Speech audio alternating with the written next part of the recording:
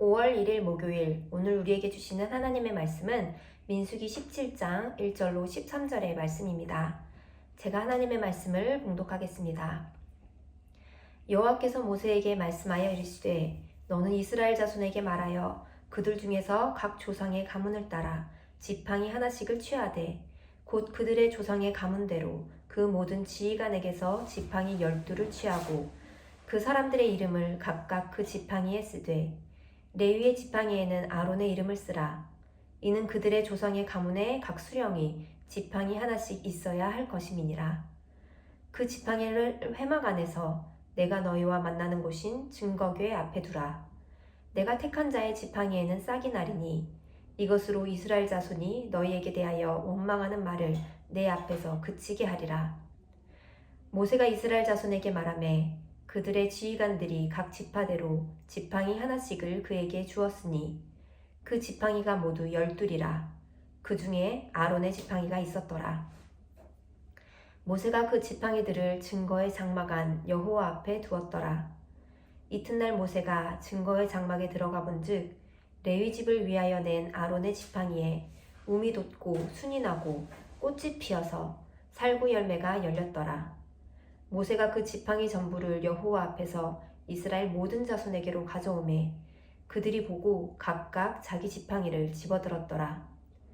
여호와께서 또 모세에게 이르시되 아론의 지팡이는 증거궤 앞으로 도로 가져다가 거기 간직하여 반역한 자에 대한 표징이 되게 하여 그들로 내게 대한 원망을 그치고 죽지 않게 할지니라. 모세가 곧 그같이 하되 여호와께서 자기에게 명령하신 대로 하였더라. 이스라엘 자손이 모세에게 말하여 이르되 보소서 우리는 죽게 되었나이다. 망하게 되었나이다. 다 망하게 되었나이다. 가까이 나아가는 자 곧 여호와의 성막에 가까이 나아가는 자마다 다 죽사오니 우리가 다 망하여야 하리이까. 아멘. 지난 말씀을 통해 이스라엘 백성들이 계속하여 모세와 아론을 거슬러 반역하는 장면을 보았습니다.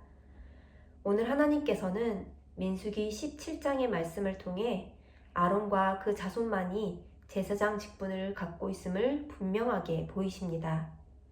1절과 2절의 말씀입니다.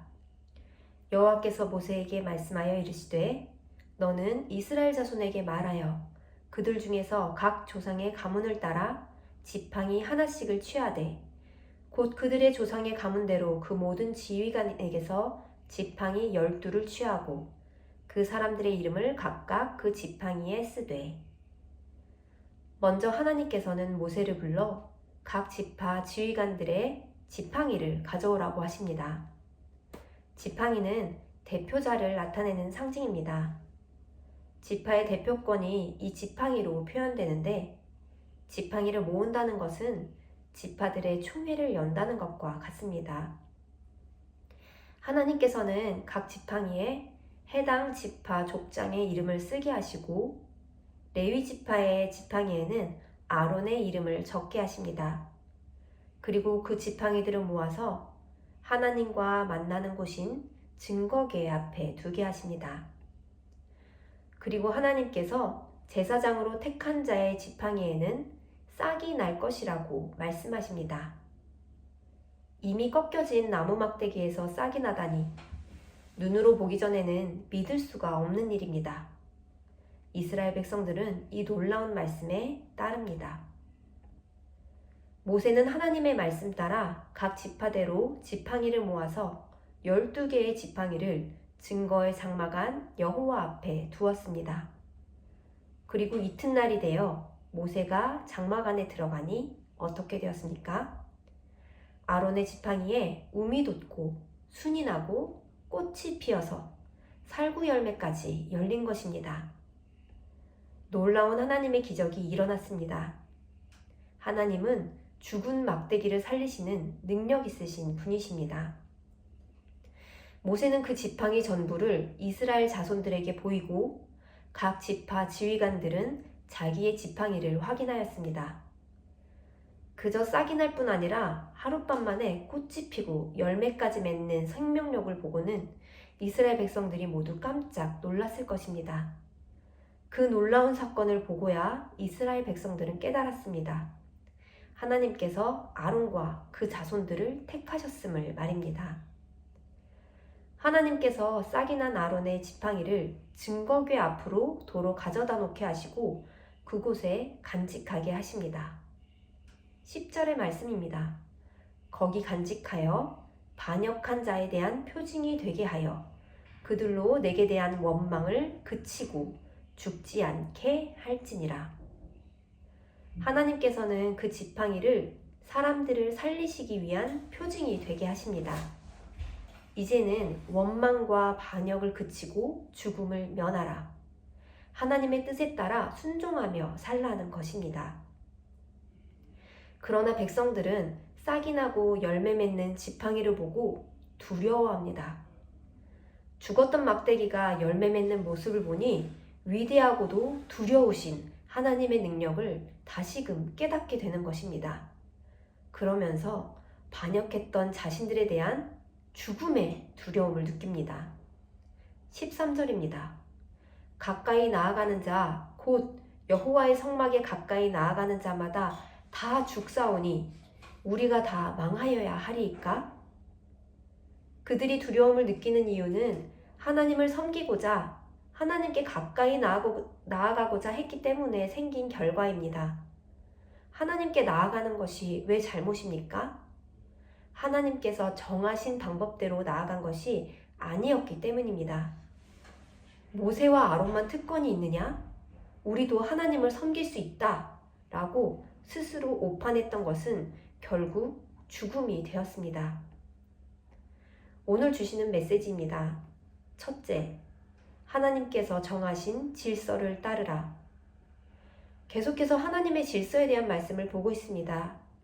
하나님께서는 질서의 하나님이시고 체계를 가르쳐 주셨습니다. 하나님께서 이렇게 율법과 규칙을 주신 이유는 우리를 살리시기 위함입니다. 그러나 이스라엘 백성들은 교훈을 배우는데 느립니다. 반역의 결과는 수많은 죽음으로 나타났습니다. 죽음의 분위기가 이스라엘 백성들을 덮쳤습니다.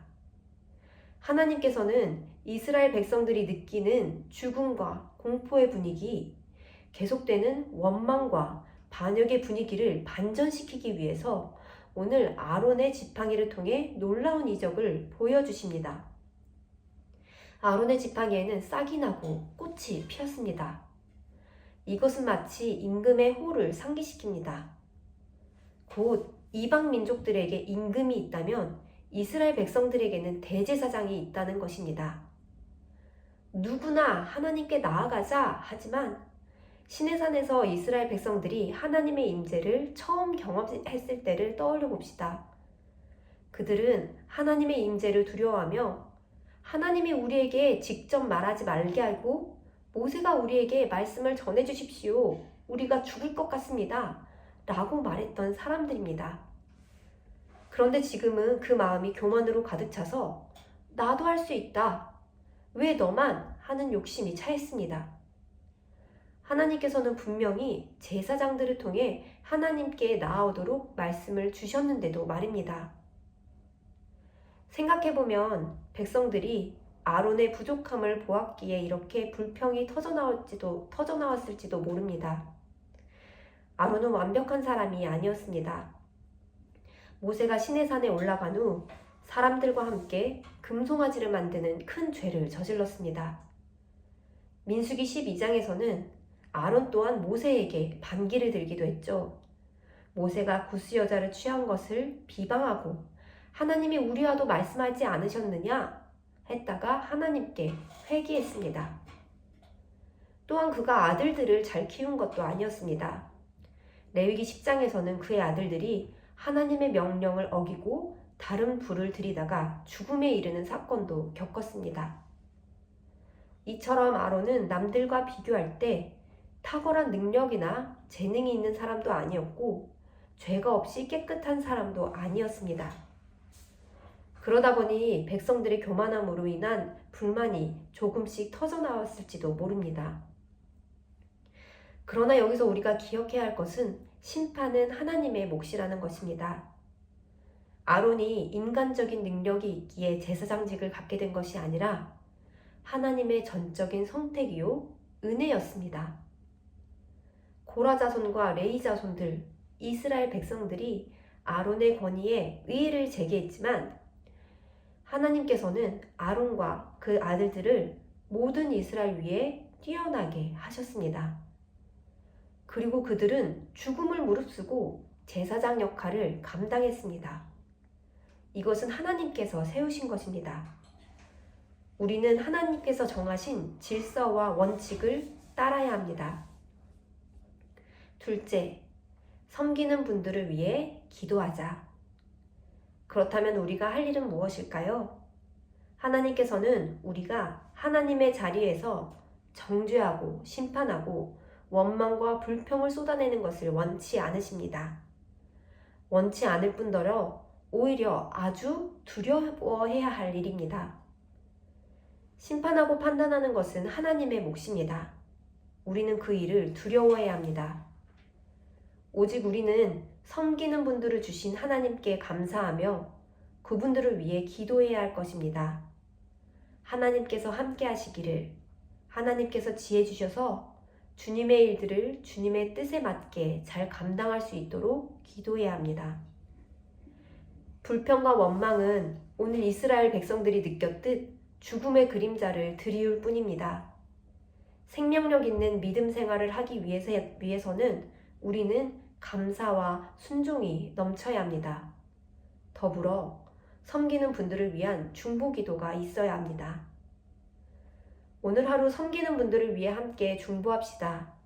우리 행복을 전하는 교회 공동체가 하나님의 뜻대로 아름다운 질서를 가지고 서로 봉사하며 서로를 세워주는 건강한 주님의 몸이 되기를, 그리하여 하나님의 생명력이 넘치는 교회가 되기를 기도하는 성도가 되시기를 바랍니다.